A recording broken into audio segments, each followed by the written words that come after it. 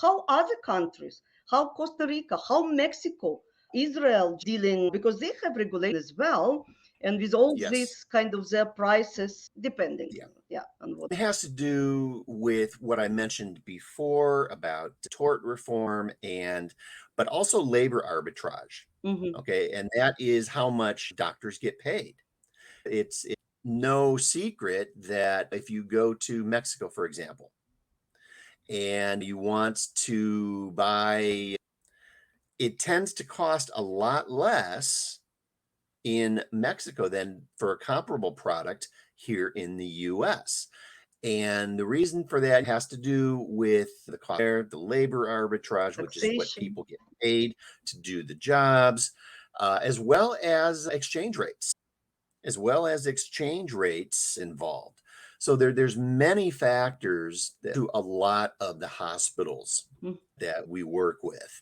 We have approximately 85% of our network was actually personally vetted. And what we found is the nurse to patient ratio was much better. There's a hospital in Tijuana we went to. My wife accompanied me because she's a nurse practitioner in a hospital system, and she was Yeah. amazed. She was amazed at the level of care, number one, the cleanliness, number two, and then, of course, the ratio of nurses to patients.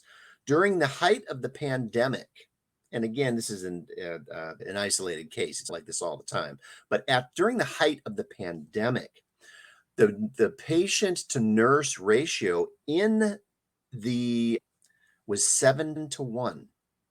7 patients to one And in nurse. United. It's no secret also that we have a nursing Yeah. shortage.